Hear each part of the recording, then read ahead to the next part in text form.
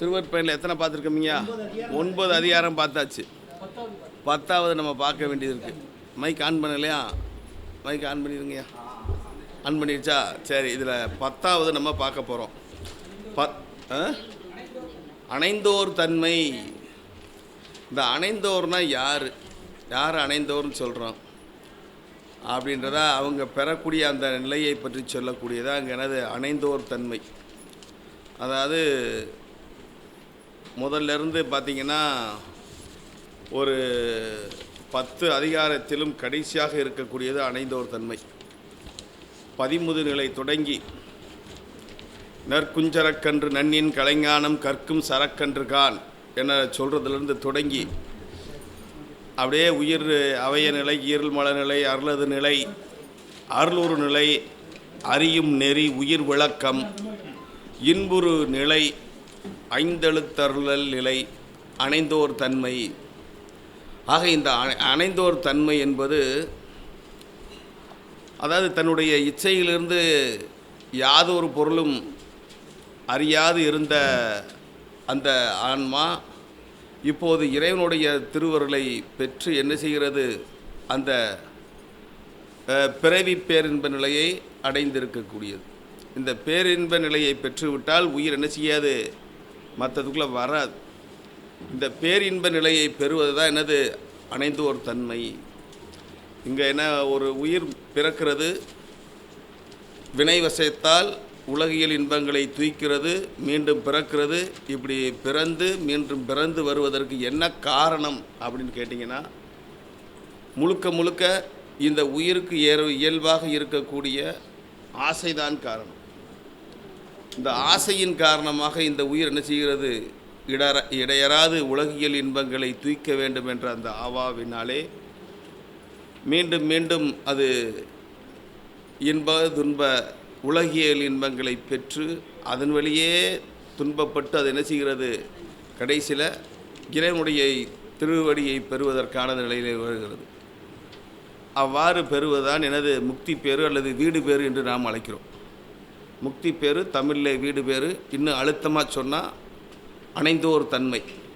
இந்த உடம்போடு சேர்ந்து இறைவனது திருவருளை பெற்று அதிலே அழுந்தி இருக்கக்கூடிய நிலை. அது அந்த இறைவனுடைய அந்த முக்தி பதத்தை அடைந்த பின்பு அந்த இன்பம்தான் பேரின்பம்னு சொல்கிறோம். ஆனால் அந்த பேரின்பம் கிடைத்த பின்பு வேறு எது மேலே பற்று வராது. இந்த உடம்பு இருக்கின்ற போதே அந்த நிலையை பெறுவது அதுதான் அணைந்தோர் தன்மை அப்படின்னு சொல்கிறோம். இன்னொரு விஷயம் பார்த்திங்கன்னா, இந்த உடம்பு இருக்கின்ற போதும் உடம்போடு ஒட்டுதல் இன்றி வாழக்கூடியவர்களாக இருப்பார்கள். உடம்பு இருக்கும், ஆனால் இந்த உடம்போடு ஒட்டுதல் இல்லாமல் இருக்கக்கூடியவர்களாக இருப்பார்கள். அதுதான் அணைந்தோர் தன்மைன்றது. எப்படி புளியம்பழம் இருக்கிறதுன்னு சொன்னேன், நான் அன்றைக்கி முதல் தடவை உங்களுக்கு சொல்லியிருக்கிறேன். கூடு தனியாக பழம் தனியாக விதை தனியாக இருக்கிற மாதிரி அவர் என்னது, இந்த உடம்பு இருந்தாலும் அதிலிருந்து தனித்து நின்று இயங்கக்கூடியவராக இருப்பார். முழுக்க உலகியல் இன்பங்களிலிருந்து விலகி இறைவனுடைய திருவருளை பெற வேண்டும் என்ற பெற்ற இன்பத்தை நிலைத்து நிற்பதாக இருக்கக்கூடியது. இன்பம் பெற்றாச்சு, அதான் அணைந்தோர் தன்மை. பெற்ற பின்னாடி லேசாக பழக்க வாசனையால் திரும்பி பார்க்க நினைக்கும், இருந்தாலும் என்ன செய்யாது? அந்த நினைப்பு தோன்றும், சில நேரம் தோன்றாமலும் போகும். அப்படி இருக்கக்கூடிய இந்த நிலையை தான் என்ன செய்கிறாரு? ஒரு 10 குறள் வெண்பாக்களில் சொல்கிறாரு. இப்படி இந்த 10 குறள் வெண்பாக்களில் சொல்லுகின்ற போது இன்னொரு விஷயம் பார்த்திங்கன்னா, மௌனம் அல்லது மோன நிலைன்னு ஒன்று சொல்லுவோம். இது யாருக்கெல்லாம் வாய்க்கும்னு கேட்டிங்கன்னா, ஞானியர்களுக்கு தான் வாய்க்கும். ஏன்னா ஒன்று பெற்றுவிட்டால் அது மௌனமாக இருத்தல், யாரிடமும் பேசாது இருத்தல். தாய்மானவருக்கு மௌனகுரு சொன்னார் இல்லையா, சும்மா இருந்து சுகம் காணுதல். இந்த சும்மா இருந்து சுகம் காண யாராலையும் முடியாது. ஏன்னா நம்ம ஐம்பொறிகளும் சும்மா இருக்காது. ஆனால் சும்மா இருந்து சுகம் காணுகின்ற போது தான் என்னது, இந்த ஒரு மௌன நிலையை பெறுகின்ற போது அந்த மௌனம் என்ன செய்கிறதுன்னு கேட்டிங்கன்னா, மௌன நிலையாக மாறி அமைதியாக ஆயிடும். இப்போ நம்மளை போய் ஒரு இடத்த சும்மா இருங்கன்னு சொன்னால் ஒருபோதும் சும்மா இருக்க முடியாது. சும்மா இருக்கிறதே முடியாது. நம்ம மனசு நினைஞ்சிக்கிட்டு இருக்கோம், இங்கிட்ட அங்கிட்டு ஓடிக்கிட்டே இருக்கும். இப்போ அந்த அணைந்தோர் தன்மையில் அது ரொம்ப முக்கியமானது. இப்படி இந்த மோனநிலை என்பது ஞானத்தினுடைய வரம்பாக கொள்ளப்படுகிறது. மோனநிலை என்பது ஞானத்தினுடைய வரம்பு. சரி, இப்போ முதல் குறளுக்கு வந்துருவோம்.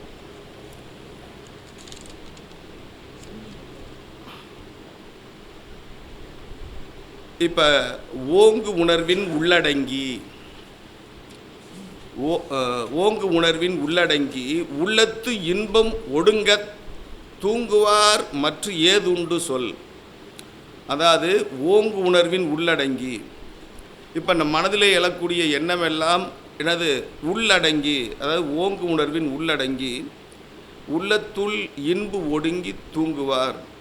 அதாவது இந்த சீவன் முக்தராகிய ஞானிகள் என்ன செய்வாங்கள், உணர்வு மேம்பட்ட நிலையிலே சிவஞானம் கைவரப்பெற்று திருவருள் உள்ளே அடங்கி நிற்பர். அதான் ஓங்கு உணர்வின் உள்ளடங்கி உள்ளத்து இன்பு ஒடுங்க தூங்குவார் மற்ற ஏது உண்டு சொல். ஆக இவ்வாறு இருக்கின்ற நிலையிலே ஞானத்தில் ஒடுங்கி இருக்கின்ற போது இந்த உலகியல் இன்பங்கள் இதெல்லாம் கூட வந்து போகுமா? இப்படி இதெல்லாம் வரும். ஏன்னா இந்த இப்படி வந்து போகின்ற போது இந்த பிராரத்தால் விருப்பு வெறுப்பு விளையுமாயின், இப்போ பெற்றதற்கு பின்பும் அந்த விருப்பு வெறுப்பு ஏற்படுமாயின் அது என்னன்னு கேட்டிங்கன்னா, கடைசியில் அந்த சிவமாக காணுகின்ற அவருக்கு காட்சியும் மறைந்து மாயா காரியமாக உலக காட்சியும் அவ்விருப்பு வெறுப்பு காரண இன்பப் பொருளாகும். துன்பப் பொருள் என்றும் உறவு பொருள் பகைப்பொருள் என்று இவ்வாறு வேறுபடுத்தி உணர்வது மாயாமலமாகும். இப்போ பார்த்தீங்கன்னா எல்லாமே அவனே, இன்பம் வந்தாலும் அவன் தான், துன்பம் வந்தாலும் அவன் தான். அவனுடைய திருவருள் காட்சி பெற்றதற்கு பின்பு எல்லாமே அவன் என்று அப்படியே நிற்கிறது. இப்போ ஆணவ மலம் என்னன்னு நினைக்கினா, ஆணவ மலம் அடங்கியாது இருக்க இடம் இல்லாமல் அது ஒடுங்கி நிற்கும். ஜீவன் முத்தர்கள் அவரை எவ்வாறு நீங்கிக் கொள்ள வேண்டும் என்று என்ன செய்கிறார்கள், அதிலே அவர்கள் அழுந்தி நிற்கிறார்கள். இவ்வாறு அழுந்தி நிற்கின்ற போது பார்த்திங்கன்னா, இப்போ ஏற்கனவே இந்த தூங்காமல் தூங்குதல்னு சொல்கிறது, கண் இருக்குது ஒளி இல்லை, அதுக்கு கண்ணாடி போட்டால் அதுக்கு வரும் நம்ம சொல்கிறோம். ஆனால் இந்த ஆணவ மலம் என்னது ஏற்கனவே இருந்துச்சு. எதை காண வேண்டும் இருந்தோமோ அதை காண விடாமல் அது தடுத்திருந்தது. எதை காண வேண்டும் என்றிருந்தோம்? இறைவனுடைய திருவருள் காட்சியை, இறைவனுடைய திருவருளை, மெஞ்ஞானத்தை நாம் காண வேண்டும் என்று இருந்தோம். ஆனால் இந்த இறைவனுடைய திருவருள், இறைவனுடைய மெஞ்ஞானம், இறைவனுடைய திருவருளை காண முடியாமல் தடுத்திருந்தது எதுன்னு கேட்டிங்கன்னா ஆணவம். இப்போ ஆணவம் என்ன செய்கிறது, தனக்கான அந்த நிலைப்பாட்டிலிருந்து முழுவதுமாக குறைந்து ஒடுங்கி அமைதி ஒடுங்கி நின்று விடுகிறது. அவ்வாறு நின்று விடுகின்ற போது இந்த மனமானது மௌனமாகிறது, மோன நிலை பெறுகிறது. அப்போ மோன நிலை பெறுவது என்பது அனுபவ வழியாக ஞானம் பெறுவதற்கான ஒரு அறிகுறி. இந்த அறிகுறி என்பது இன்ப அனுபவம், அதாவது இறை இன்பத்தில் அழுந்தி இருக்கக்கூடிய இன்ப அனுபவம் பெறுது. அப்படியே என்னது இங்கே இருப்பார், ஆனால் என்னது இறைவனோடு இரண்டரை கலந்திருக்கக்கூடிய ஒரு மனநிலையில் இருக்குது. அதைத்தான் நம்ம நினைச்சிற மோன நிலை என சொல்லுகிறோம். ஆக இந்த உள்ளொடுங்குதல் எல்லாம் அவனாக இருக்கக்கூடிய சிவத்தோடு கலந்திருக்கக்கூடிய ஒரு நிலை. அவ்வாறு கலந்திருக்கின்ற போதும் எனது இந்த உலகியல் இன்பங்கள் அவரை அழுந்தினால் அந்த உலகியல் இன்பங்கள் மீது அவர் பற்று கொள்ள மாட்டார். அவ்வாறு பற்று கொள்ளாமல் எல்லாமே இறைவன் என்ற நிலையில் இருப்பார், எல்லாமே சிவனே என்ற நிலையில் இருப்பார். வேறு எதையும் பற்றி அவருக்கு எனது மாற்று ஏது உண்டு சொல். ஏன்னா இறைவனுடைய திருவருள் பேர் பெற்றதற்கு பின்பு வேறு ஒரு மாற்று எதுவும் தேடாது. அப்படி மாற்று எதுவும் தேடாது இருக்கக்கூடிய ஒரு நிலை தான் நம்ம என்ன செய்கிறோம், பேசாத அனுபூதி நிலை, பேசாத மோன நிலை. அப்போ உயிர் என்ன செய்கிறதுனா மீண்டும் பிறப்பு இல்லை, இறைவனுடைய திருவருளை பெற்று அது ஒரு பேசாத நிலையை அடைந்திருக்கிறது. ஆனால் உடம்பு இருக்கிறது. அந்த உடம்புக்குள்ளே உள்ள செயல்பாடுகள் அருளை தேட வேண்டும் என்ற செயல்பாடுகள், மெஞ்ஞானத்தை தேட வேண்டும் என்ற செயல்பாடுகள், அந்த செயல்பாட்டிலே அழுந்தி இருக்கக்கூடிய நிலையை சொல்வது. அப்படி பேசாது இருக்கக்கூடிய செயலை அன்று வேறு எதுவும் இல்லை. ஆகவே அதனுடைய உணர்வு உள்முகமாக ஒடுங்கி இறை இன்பத்தை நாடி அந்த இறை இன்பத்திலே திளைத்திருத்தல், இந்த இறை இன்பத்தையே திளைத்திருத்தல். இப்போ இந்த இன்பம் என்பது ஒரு அனுபவ நிலையினுடைய மெஞ்ஞானத்தின் வழியாக பெற்ற இன்பம். இந்த மெஞ்ஞானத்தின் வழியாக இந்த பெற்ற இன்பத்தை உலகியல் இன்பங்கள் என்ன செய்யாதுன்னே ஒன்றும் செய்யாது. உலகியல் இன்பம் பற்றாது. ஏன்னா இறைவனுடைய திருவருளை பெற்றதற்கு பின்பு உலகியல் இன்பம் ஒன்றும் செய்ய முடியாது. உலகியல் இன்பங்களுடைய தாக்கம் ஒன்றும் செய்யாது. ஆனால் உடம்பு இருக்கும். ஆனால் இந்த உடம்பு இருந்தாலும் அது எது திருவருளை சார வேண்டிய சார்ந்த பின்பும் அதனுடைய திருவருள் காட்சியோடு அழிந்து நிற்குமே தவிர உலக இன்பங்களுக்குள் மீண்டும் அது வராது, மீண்டும் வராது, பேசாது, ஒரு மோன நிலையில் இருக்கும். ஆக ஞானியர் என்பவர்கள் உடம்போடு இருந்தாலும் அவர்கள் ஞானம் கைவர பெற்ற நிலையில் அமைதியாக என்ன செய்வார்கள்? இறைவனுடைய திருவருளோடு கலந்து நிற்பார்கள். அப்போ இறைவனோடு திருவருளோடு கலந்து நிற்கக்கூடிய நிலையை தான் நாம் என்ன சொல்கிறோம்? மோனம் என்று சொல்லுகிறோம். அப்போ இந்த மோனம் வாய்க்க பெற்றுவிட்டால் அவர்கள் என்ன செய்வார்கள்? அதிலே அழுந்து இன்புற்று கொண்டிருப்பார்கள். இதுதான் இந்த முதல் அதிகாரத்திற்கான ஒரு நிலை. சொல்றார் இல்லையா? ஓங்கு உணர்வின் உள்ளடக்கி உள்ளத்து இன்பு ஒடுங்க தூங்குவார் மற்ற ஏதுண்டு சொல். ஆக இந்த இறைவனுடைய திருவருள் வாய்க்க பெற்றுவிட்டால் அவர் என்ன செய்வார்? உள்ளொடுங்கி நிற்பார். உலகியல் இன்பங்கள் மீது அவருக்கு எந்த விதமான நாட்டமும் அதாவது நுகர்வினை இருக்காது. அது ஒன்றுமே செய்யாது. அவருக்கு முழுக்க முழுக்க இறைவனுடைய திருவருளை மட்டுமே அவர் என்ன செய்வார்? பெற்ற ஒரு பேசாத அனுபூதி நிலையில், மெஞ்ஞானம் பெற்ற நிலையில் இருக்கக்கூடியவராக இருப்பார். இதைத்தான் என்னது முதல்ல சொல்லுது. அதிகாரம் அணைந்தோர் தன்மையில் என்ன செய்கிறது? சிவனது ஞானமாகிய திருவடியை அடைந்த பின்பு அவர் இறை இன்பத்திலே அழுந்தி அதிலே இருப்பார்.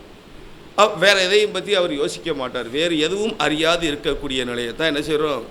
இந்த பேசாத அனுபூதி நிலை. இதுதான் அணைந்தோர் தன்மையில் இந்த முதல் அதிகாரத்தில் சொல்கிறார். அதற்கடுத்து 2வது அதிகாரம் வருகின்ற போது 2வது குறள் என்ன சொல்கிறாருன்னு பார்த்தீங்கன்னா, இந்த 2வது குறளில் சொல்லுகின்ற போது இந்த ஐந்தொழிலும் காரணர்கள், இப்போ இதை இறைவனுடைய தொழில்களை என்னது படைத்தல் காத்தல் சொல்லக்கூடிய இந்த தொழில்களை காரண கடவுளர் என்போர் என்ன செய்கிறாரு? இறைவனுடைய ஆணைக்கு கீழ் செயல்பட்டு கொண்டிருக்கிறார்கள். அப்போ இந்த உயிர் ஆம் தொழிலாம் போகம் நுகர் வெந்தொழிலும் மேவுவார் மிக. சரி, அப்போ நீங்கள் இப்போ இந்த உயிரானது இறைவனுடைய தன்மை பெற்றுவிட்டால் இதற்கும் அந்த மாதிரியான ஒரு நிலை வந்துவிடும் அல்லவா? இப்போ உயிர் இறைத்தன்மை பெற்று விட்டுறதுன்னு சொல்கிறோம்ல. இப்போ அணைந்தோர் தன்மை பெற்று விட்டது, பேரின்ப நிலை பெற்று விட்டது.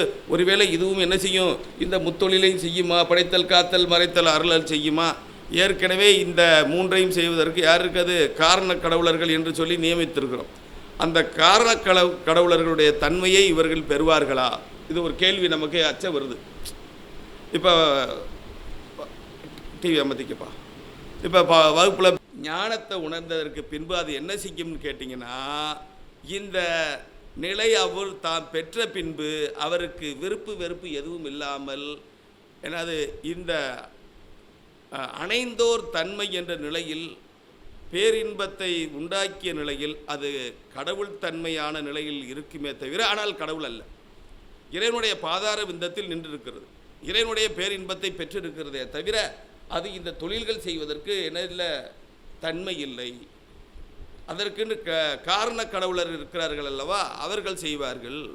ஆகவே நம்ம இந்த உலகியல் போகங்களை எல்லாம் விருப்போடு ஏற்றுக்கொண்ட இந்த ஆன்மா உலக இன்பங்களை எல்லாம் வெறுப்போடு ஏற்றுச்சுல. இப்போ பேரின்ப பெருநிலை பெற்ற பின்பு அது வெறுப்போடு ஏற்றுக்கொள்ளுமா? அதுக்கு வெறுப்பு என்பதை இல்லாமல் போய்விடும். அதனுடைய வெறுப்பு எல்லாம் முடிஞ்சிருச்சு. அதனுடைய வெறுப்பு எல்லாம் என்னது? ஏற்கனவே ஆணவ மனத்தினாலும் கண்மம் மாயை இதனால் உலக இன்பங்களை எல்லாம் துய்த்து அதிலிருந்து கொஞ்சம் கொஞ்சமாக விடுபெற்று இறைவனுடைய திருவருள் வாய்க்க பெற்று அதனுடைய ஆணவம் என்று சொல்லக்கூடிய மறைப்பாற்றல் ஒடுங்கி முழுவதுமாக இறைவனுடைய திருவருளை பெற்றதற்கு பின்பு அது என்ன செய்யும்? அந்த இன்பத்திலே தான் அழுந்தி இருக்குமே தவிர அது தன்னை தனித்து அடையாளம் காட்ட விரும்பாது. அது சிவானந்த பெருநிலையிலே மூழ்கி இருக்கும். அதிலிருந்து அது வெளிவராது. ஆகவே அது இந்த காரண கடவுளர்கள் செய்யக்கூடிய அந்த எந்த தொழிலையும் அது விரும்பாது. உலகியல் இன்பங்கள் எதையும் விரும்பாது. அப்போ இது எல்லாம் விரும்பாமல் வந்துச்சுன்னா அப்போ என்ன ஆகுதுன்னு கேட்டிங்கன்னா, முழுக்க இது இந்த சிவானந்த வெள்ளத்திலே திளைத்திருக்கக்கூடியதாக இருக்கும். சிவானந்த இன்பத்திலே திளைத்திருக்கக்கூடியதாக இருக்குமே தவிர அது மீண்டும் உலகியல் இன்பத்திற்குள் வராது. அதை தான் அணைந்தோர் சிறிதும் விரும்ப மாட்டார். விரும்புவது மட்டுமல்ல, உலகியல் போகங்களை அவர் என்ன செய்ய மாட்டார்? பெருசு விரும்ப மாட்டார். ஏற்கனவே என்ன மலை வாசனை மலை கொஞ்சம் போல் இருக்கிற மாதிரி இருக்கும், ஆனால் தாக்காது. ஏன்னா பழக்க வாசனை என்று சொல்லக்கூடிய இந்த நுகர்வினையினால் இருக்கக்கூடிய இந்த வாசனை, இந்த பெருங்காய டப்பாவில் பெருங்காய வாசம் இருக்கும். அந்த வாசனை என்பது இருந்தாலும் என்ன செய்யணும்னு கேட்டால் அது பெருசாக வந்து அதில் ஒட்டாது. அது சிறிதும் நிகழாது, நிகழ்வதற்கு வாய்ப்பு இல்லை. முழுக்க முழுக்க அது என்ன செய்யணும் கேட்டால் இறைவனுடைய திருவருளை விரும்பி அதிலே அழுந்து நிற்கின்ற காரணத்தினாலே தன்னுடைய பழக்க வாசனை இருந்தாலும் மீண்டும் அதற்கு செல்ல பயன்பெறாது. இதுதான் இங்கே முழுக்க. அது எதை முதல்ல பார்த்தோம்னா அதனுடைய அந்த ஆணவம், கர்மம், மாயை என்று சொல்லக்கூடிய இந்த மூன்றிலே போகங்களை எல்லாம் துய்த்து, போகத்தின் வழியாக நுகர்வின்பங்களை எல்லாம் துய்த்து அது இன்புற்று இருந்தது. ஆனால் இப்போது அது பெற வேண்டிய திருவருளை பெற்றதற்கு பின்பு அந்த பேரின்ப பெருநிலையிலே அது தன்னை அழுந்து இருக்க செய்யும். அப்போ உலகியல் இன்பங்களை அது ஒருபோதும் எனது நுகராது, விருப்பம் கொள்ளாது. இவ்வாறு இருப்பதற்கு இறைவனுடைய திருவருளை அது ஒன்றி இருக்கக்கூடிய காரணமாகும். ஏன்னு கேட்டிங்கன்னா, அதற்கு இறைவனுடைய திருவருளை பெற்ற பின்பு எல்லையில்லா பேரின்ப பெருநிலை, இன்பத்திற்கு வரம்பே இல்லை. உலகியல் இன்பத்திற்கு ஒவ்வொன்றிற்கும் ஒரு வரம்பு இருந்தது. ஆனால் இறைவனுடைய திருவருள் இன்பத்திற்கு வரம்பு இல்லை. அவ்வாறு வரம்பில்லா இன்பத்தை பெற்றதற்கு பின்பு அவர் என்ன செய்வார்? இந்த வேறொரு இன்பத்தை விரும்ப மாட்டார். இப்போ உலகியலார் தான் என்ன செய்வாங்க? மேலும் மேலும் அடுத்த இன்பம்னு போய்கிட்டே இருப்பாங்க. இப்போ மாடு மேய்து, முன்ன குனிஞ்சு மேய்து, நிமிந்து பார்க்குது, பச்சை அங்கே இருக்குன்னா வேகமாக அங்கே ஓடும். இக்கரைக்கு அக்கறை பச்சைன்னு தெரியாது, அங்கே போய் குனிஞ்சா அப்படி போகும். ஆனால் அந்த பசுக்கூட்டம் மாதிரி இந்த பசுக்கூட்டமும் அலைந்து அதிலிருந்து கொஞ்சம் கொஞ்சமாக விடுதலையாகி இறைவனுடைய திருவருளை பெற்று இறைவனுடைய திருவடியை ஒன்றி அணைந்தோர் தன்மையில் இருக்கக்கூடிய நிலையில் அது இறைவனுடைய திருவருள் காட்சியை மட்டுமே காணுமே தவிர பழக்க வாசனையினால் அங்கே வருவதற்கான இல்லை, சாத்தியக்கூறுகள் குறைவு. ஏன்னா சிவமாகிய தன்மை பெற்றதற்கு பின்பு அது மீண்டும் எதற்குள் வராது? உலகியல் தன்மைக்குள் வராது. உலகியல் தன்மைக்குள் வருவது எனது அது சிறிதும் எண்ணாது. இப்போ நம்ம மனசில் கொஞ்சம் போல் ஒரு ஆசை இருந்தால் தான் மீண்டும் அதுக்குள்ளே வரப்போகிறோம். இங்கே முழுக்க இறைவனுடைய திருவருளை ஒன்றி இருக்கக்கூடிய ஒரு நிலையில் பெறுகின்ற போது அது திருப்பி இங்கே வராது, வருவதற்கான சூழல் என்னது இல்லை. இதுதான் இந்த மூன்றாவது குறளுக்கான விளக்கம். சிவனை தவிர வேறு பொருளை அது எதுவும் நாடாது. அதான் அதனுடைய முக்கியம். சிவனன்றி வேறு ஒன்றும் அறியா, சிவனன்றி வேறு ஒன்றும் அறியா. அது பழக்க வாசனையாக இருக்கட்டும், எதுவாக இருந்தாலும் சிவனன்றி அது வேறு ஒரு பொருளையும் அறியாததாக இருக்கும். அதனுடைய செயல்பாடு எல்லாம் அதை நோக்கியதாகவே இருக்குமே தவிர உலகியல் இன்பத்திற்குள் வரமாட்டான். இதுக்கு இங்கே நாங்கள் ஒன்று சொல்லுவோமே, இப்போ வயக்காட்டை உழுகிறதுக்கு ஒரு கலப்பை செஞ்சு வச்சுருக்குறோம். அந்த கலப்பையில் தங்க கொழு மாட்டியிருக்கிறோம். அப்போ உழுகும்போது தங்கத்தினுடைய தன்மையை மண் உணருமா? இப்போ நம்ம பல்லு போயிடுச்சு, தங்கப்பல் கட்டியிருக்கிறோம். ஆனால் அதுக்குள்ளே இருக்கக்கூடிய அந்த இதுக்குள்ளே போய் இந்த சுவையை உணருமா? தங்கப்பல்லு தான், ஆனால் தங்கப்பல்லு சுவையை உணருமா? உணராது. அதை போல தான் இறைவனுடைய திருவருள் தன்மை உணர்ந்து பெற்றதற்கு பின்பு அது என்ன செய்யாது? வேறு எதுக்குமே வராது. எப்படி இந்த தங்க கலப்பை பயன்பெறாதோ, மண்ணுடைய சுவையை பெறாதோ, எப்படி தங்கப்பல் தந்த உணவினுடைய இன்பத்தை பெறாதோ, அதை போல உலகியல் இன்பத்திற்கு அது மீண்டு வராது. அது இறைவனுடைய திருவருளோடு ஒன்றி நிற்கும். இறைவனுடைய திருவருளை விட்டு என்ன செய்யாது? மீண்டு வராது. அதான் இந்த மூன்றாவது. இப்போ நாலாவது இந்த குறள் வந்தன்னு பார்த்தீங்கன்னா, முழுக்க ஆமையையும் ஞானியையும் ஒன்றுபடுத்தி சொல்கிறார். இது ஒரு அருமையான ஒரு ஊமையாக இருக்கக்கூடியதாக சொல்கிறார். இப்போ நமக்கெல்லாம் ஆசை இருக்கிறது. ஒரு ஆசை போயிடுச்சுன்னா இன்னொரு ஆசை வந்து கொண்டே இருக்கிறது. ஆனால் ஞானியர்களுக்கு இறைவனுடைய திருவருளை பெற வேண்டும், இறைவனுடைய திருவருளை பெறுவதான். இன்னும் சொல்ல போனால் முற்றும் துறந்தவனுக்கு முலாடை எதற்கு பட்டினத்தார் சொல்கிறார். இப்போ ஞானியர்களுக்கு என்னது அவா ஆகாது. இப்போ அதை ஒரு ஊமையோடு சொல்கிறார். எல்லாவற்றுக்கும் காரணம் ஆசை தான், ஆசையினால் வந்த துன்பந்தான். இப்போ இந்த சிவஞானத்தை பெற்றதற்கு பின்பு ஞானியர் எப்படி சிவானந்த தன்மையோடு ஒடுங்குகிறார்கள்? அப்படி இந்த சிவானந்த தன்மையோடு ஒடுங்குகின்ற கூடிய நிகழ்ச்சியை ஐம்பொறி நுகர்ச்சி ஒடுங்குதல் அதான் சொல்றாரு பாருங்க, புலனடக்கி தம் உதற்கண் புக்குருவார் போதார் தளன் நடக்கும் ஆமைதக.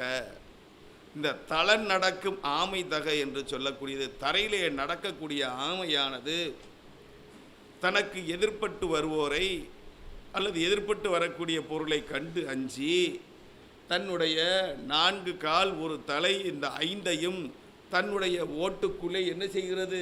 பயந்து ஒடுக்கிக் கொள்ளுகிறது. அதை போலதான் அணைந்தோர் தன்மை பெற்றிருக்கக்கூடிய, மோன நிலை பெற்றிருக்கக்கூடிய, ஞான நிலை பெற்றிருக்கக்கூடிய, அணைந்தோர் தன்மை பெற்றிருக்கக்கூடிய இந்த ஆன்மா, இந்த ஞானியர் உலகியல் ஆசைகளை கண்டு அவர்கள் என்ன செய்வார்கள்? ஒதுங்கி இருப்பார்கள், அல்லது அதன் மீது அவர்களுக்கு பற்று வராது. எதன் மீது? உலகியல் இன்பங்கள் மீது அவர்கள் என்ன சொல்ல மாட்டார்கள்? ஆசை கொள்ள மாட்டார்கள். அப்போ தன்னுடைய ஐம்பொறிகளையும் அவர்கள் என்ன செய்வார்கள்? இயல்பாக சுருக்கிக் கொள்வார்கள். எதை போல? ஆமை போல. தரையிலே நடக்கக்கூடிய ஆமை தனக்கான அந்த 4 காலும் தலையும் எவ்வாறு தன்னுடைய ஓட்டுக்குள் ஒடுக்கிக் கொள்ளுகிறதோ அதை போன்று என்ன செய்வார்கள்? இவர் தமக்குள்ளே ஒடுக்கிக் கொள்வார்கள். இந்த உலகத்தில் இருக்கக்கூடிய அந்த தன்மையை அவர்கள் சிறிதும் நினைக்க மாட்டார்கள். சிவஞானத்தை மட்டுமே அழுந்தி இருப்பார்கள். ஆக இந்த ஆசையால் வந்த இந்த இன்பமானது மீண்டும் என்ன செய்யாது? அந்த ஆசைக்குள்ளே போகாது. என்ன காரணம் கேட்டீங்கன்னா, புலன் அடக்கி தனக்கு இருக்கக்கூடிய இந்த 5 புலன்களை அடக்கி தாம் முதற்கண் என்பரும். அது யாருன்னு கேட்டிங்கன்னா, அந்த ஒடுங்குதல் என்று சொல்கிறதுக்கு ஒரு இடம் சொல்கிறாரு ஆசிரியர். என்ன சொல்கிறாருன்னு கேட்டிங்கன்னா, இந்த ஒடுக்கம் என்று சொல்லக்கூடியது தனக்குள்ளே இருக்கக்கூடிய இந்த ஐம்பொறிகளையும் இயல்பாகவே ஒடுங்குகின்ற போது இந்த புலன் தன்னொடுக்கம் பெறுகிறது. இந்த புலன் தன்னொடுக்கம் பெறுகின்ற போது இந்த ஐம்பொறிகளும் தனக்கான நுகர்ச்சிகளை குறைத்து கொண்டு ஒடுங்குகிறது. அதான் ரொம்ப முக்கியம். அதான் விட்டு விடுதலையாகும்.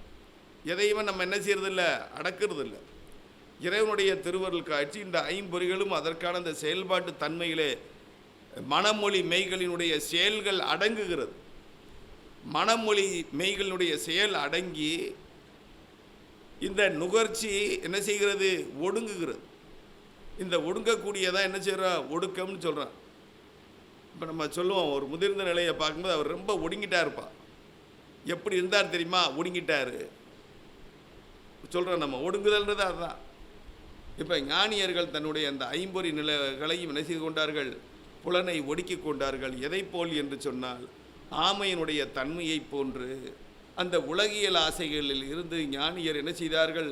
தம்மை ஒடுக்கி கொண்டார்கள் என்று சொல்லி ஆமையும் ஞானியும் தன்மைக்குரியதாக ஒரு ஊமையை சொல்கிறார்.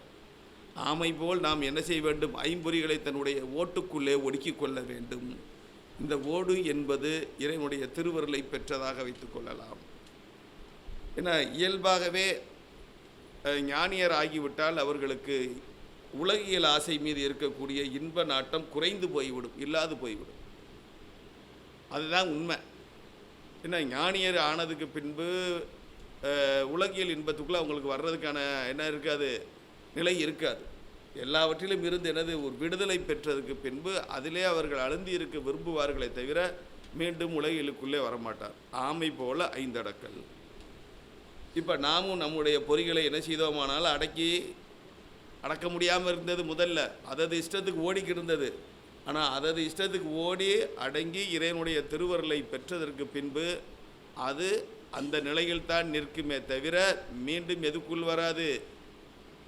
ஆசைக்குள் வராது, உலகியல் இன்பங்களுக்குள் வராது. பொறிகள் 5ம் அந்த ஞானியருடைய கட்டுப்பாட்டுக்குள் இறைவனுடைய திருவருளையே வேண்டி நிற்குமே தவிர மீண்டும் உலகியலுக்குள் வராது. எதை போல தரையிலே நடந்து செல்லக்கூடிய ஆமையானது தளர் நடக்கும் ஆமை தக என்று சொல்லக்கூடிய நிலையிலே அவை தன்னுடைய அந்த 5ஐயும் ஒடுக்கி தன்னை பாதுகாத்து கொள்ளுகிறது. அதுதான் ஆமையினுடைய தன்மை. தனக்கு எதிரி என்று சொல்லக்கூடியதாக அது உணர்கிறது.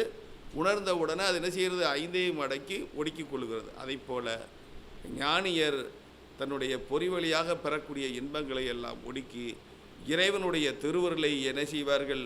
பெற்று இன்புறுவதுதான் அவர்களுக்கானதாக இருக்கும் என்பதை இந்த 4வது குறள் சொல்லுகிறது. அதாவது மனமொழி மெய்களால் அடக்குதல். அதற்கடுத்து 5வது பார்த்தீங்கன்னா, அவனே அகன்று எங்கும் என்றான், ஆங்கு அவனா எங்கும் இவனை ஒழித்து உண்டாதல் இல். இப்போ நம்ம எல்லா இடங்கள்லையும் இறைவன் இருக்கிறான். எந்த இடமும் சிவன் இல்லாத இடம் இல்லை. அப்போ எல்லாமே சிவமயம்தான். அப்போ எல்லாம் சிவமயமாக இருக்கக்கூடிய நிலையில் இப்போ இந்த ஜீவன் முக்தர்களாக இருக்கவர்கள் எவ்விடத்தில் இல்லையாம். அதாவது அணைந்தோருடைய உலகில் இப்போ இந்த உடம்பிற்கு, இந்த உடம்பு அதற்கான செயல்பாட்டு நிலையில் இருந்தாலும் அது சிவனைப் போலவே வியாபகமுடையவையாய் இருந்து எங்கும் நிற்பார் என்கிறார். அதாவது அவனை அகன்று என்றும் அதுவாகவே இருக்கும். ஏன்னா முதல்ல பார்க்கும்போது இந்த உடம்பானது உலகியல் இன்பங்களை விரும்பி இருந்த நிலையில் இருந்து மாறுபட்டு இந்த உடம்பு அது ஜீவன் முக்தன் பெறுவதற்கு அது அமைதியாக இருக்கும். ஆன்மா அளவு பற்றி இங்கே தெரிந்து கொள்ளுதல் வேண்டும். அதை என்ன சொல்கிறான்னு கேட்டிங்கன்னா, இந்த நினைப்பு நிலையில் இருந்து அவனை அகன்று எங்கும் என்றான். அப்போ சிவனைப் போலவே அப்படின்னு அது நினச்சிக்கிட்டு இயங்குமாய் நிற்றல். இந்த உடம்பானது அந்த உடம்பிலிருந்து மற்ற இந்த மலங்கள் நீங்கிய பின்பும் அதுக்கு மீண்டும் மறுபிறப்பு என்பது இல்லை. ஏன்னா இறைவனுடைய தன்மையை பெற்ற பின்பு பலவினை என்பது இல்லை. இந்த சஞ்சிதம், பிராரத்தம், ஆகாமியம், இந்த 3 என்ன செய்கிறது? இறைவனுடைய திருவருளால் அழிந்து ஒளிந்து போய் வருகிறது. ஒன்று பிறப்படுத்து கொஞ்சத்தை காலி பண்ணுறோம், இன்னொன்று மறுபடியும் இது பண்ணுறோம். பிராரத்தம், சஞ்சிதம், ஆகாமியம். சில அந்த ஆகாமியம் இறைவனுடைய திருவருள் காட்சியாலே என்ன செய்து அழித்து ஒழித்து விடுகிறார், முக்தியை தந்து விடுகிறார். அப்படி இந்த 3ம் தந்த பின்பு அவன் அகன்று எங்கும் என்றாம், ஆங்கு அவனா எங்கும் இவனை ஒழித்து உண்டாதல் இல். ஆக என்ன சொல்கிறார் பாருங்களேன். அதாவது அடங்கிய, இப்போ நீங்கள் சொல்லிட்டீங்களே எல்லா இடங்களிலும் இறைவன் இருக்கிறான். அப்போ அணைந்தோர் தன்மையை பெற்றுவிட்டால் இவனும் அப்படித்தானே இருப்பான். அணைந்தோர் தன்மையை பெற்றுவிட்டால் இவனும் அப்படித்தானே இருப்பான்.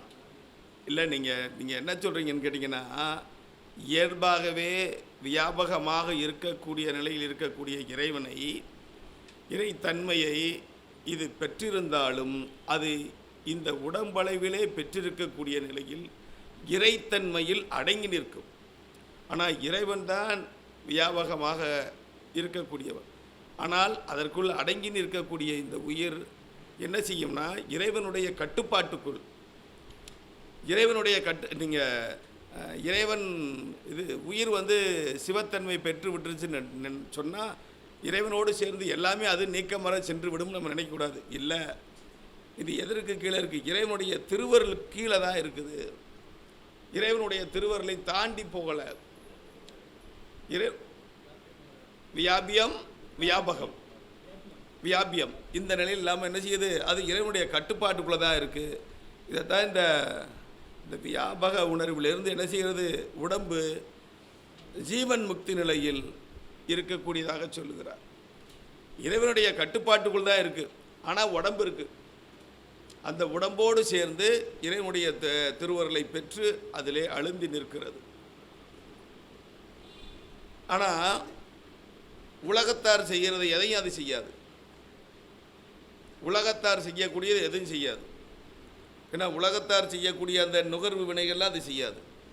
முழுக்க முழுக்க இறைஞானத்தின் வழியே அப்படியே அழுந்தி நிற்குமே தவிர, இறைவனுடைய அந்த எல்லைக்குள்ளே அடங்கி நிற்குமே தவிர அது தானென்று எதுவுமே செய்யாது. ஆனால் உடம்பு மட்டும் இருக்கும். உடம்பு மட்டும் இருக்கக்கூடியதிலே அறிவு நிகழும். அந்த அறிவு நிகழ்வு இறைவனுடைய பேரறிவு நிலையிலே நின்று அவனுடைய பேரின்பத்தை பெற்று இன்பம் துய்த்து கொண்டிருக்கும். ஆனால் உடம்பு இருக்கும். அப்போ முழுவதுமாக இதனுடைய தன்மை நிலையிலே வியாபகத்தன்மை என்று நாம் எடுத்துக்கொள்ளலாம். ஆக இந்த ஜீவன் முக்தி நிலையிலே இந்த உடலானது அதற்கு ஏற்ற நிலையில்தான் இருக்குமே தவிர அதற்கு அடுத்த நிலை கடந்து என்ன செய்யாது? செல்லாது. ஜீவன் முக்தராக இருப்பார்.